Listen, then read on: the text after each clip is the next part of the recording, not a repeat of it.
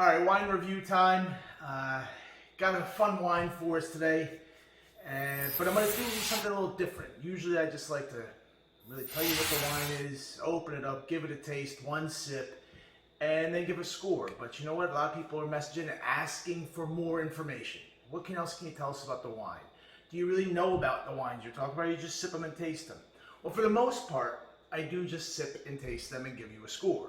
But I do know about the wines. I've been drinking them long enough that I'm curious and I do my own homework. So let me share some of that with you. I'm going to give you what you want. Let them eat cake was the line that was said. It was said by Marie Antoinette back in the late 1700s, supposedly. Rumor has it. I don't know. I wasn't there. I can't confirm it. But apparently she said, let them eat cake.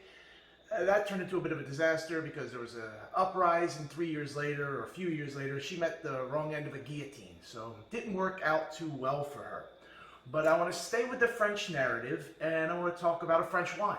I'm going to talk about a wine that I truly believe is the gateway drug of all French wines, and I believe everyone needs to taste at some point, whether they like wine or not.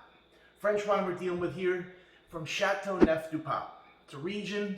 A little bit about the region. Well, first of all, Chateauneuf du Pape. If you've heard that name before and never tried the wine, maybe it's that very good line from an epic song by the Beastie Boys called Body Movin', where they say, like a bottle of Chateauneuf du Pape, I'm fine like wine when I start to rap. So already, if you're a Beastie Boys fan or you like hip hop, well, you're already going to be more interested in trying Chateauneuf du Pape. Now, Chateauneuf du Pape itself literally translate into the Pope's new castle. So what happened? Back in the 1300s, Pope Clement V got into an argument with the king. They weren't seeing eye to eye, so he took off the papacy, ran it down the southern Rhone to Avignon. This is back in the 1300s, so they've now been growing grapes and making wine there for over 700 years. Shout out to the Pope for drinking wine. You got to give him credit for that. Credit where credit's due. But what do we talk about? Chateauneuf du Pape, the Pope's new castle. It's an area, like I said, in southern Rome.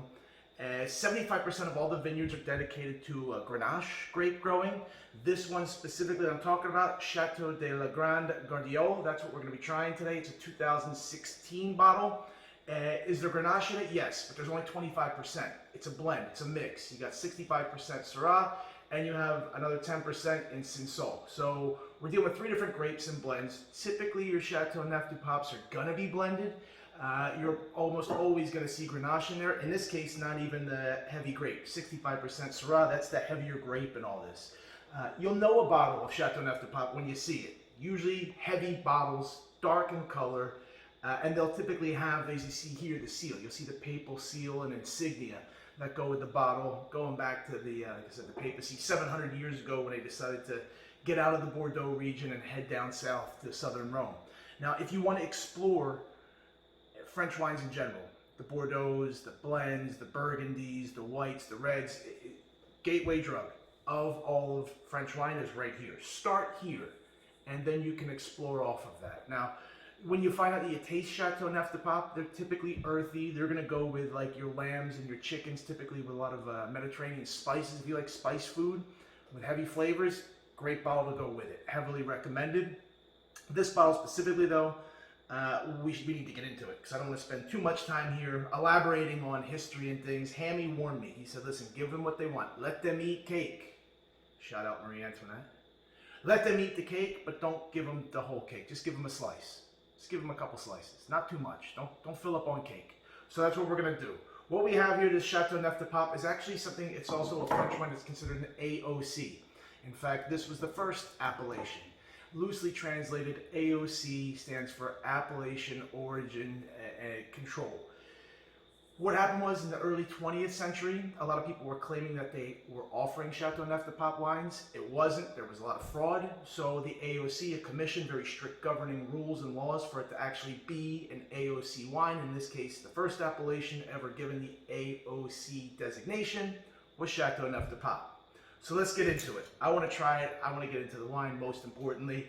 I hope everyone's doing well out there, enjoying as the season continues to change, whether you're experiencing an Indian summer or whether it's already cold. I was doing some traveling this past weekend and it was cold where I went out to the Midwest. Getting the foil off. People ask me, Wes, how come you take the foil and flip it off? What's the deal with that? I'm not sure how familiar you are with this, but this is worse than any paper cut you can imagine. This foil is razor sharp, and I just am prone to finding my fingers getting right on the edge and slicing them open. It's one of those little cuts that sticks around forever too. So I take it and I flip it. That's all I'm doing. And we're going to open up this 2016 Chateauneuf du Pape. I can tell you, yes, there is a real cork alert, as there is, I want to say, in every single Chateauneuf du Pape. Don't quote me. I could be wrong on that. But let's get her open. Let's get the bottle open. Nice heavy bottle. Great wine. Great drinking wine. Great to try with friends as well. Again, if you've never explored French wines, start here. If you want to get a couple different bottles of Chateauneuf du Pape, you'll see the prices range. This bottle I found, great price, $30. You'll see Chateauneuf du Pape range from around $30, all the way up. A couple $100 easily where you can get to with one of those old vineyards that has the pedigree and provenance of each and every year creating amazing wines. So Chateauneuf du Pape from Chateau de la Grande Gardiolle. Sounds good to me. Let's give her a little pour. One sip, everybody knows the rules. Give it a little spin here in my beautiful long-stemmed Visca glass. Shout out Visca glasses, these glasses are awesome. Give her a little spin. Have a look-see. Looks good. Smells amazing. One sip. Let's give it a shot.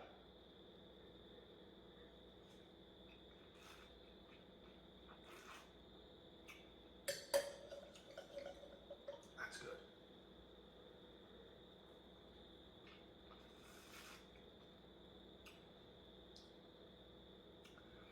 Yeah. Chateauneuf du Pape 2016 from Chateau La Grande Gardiolle.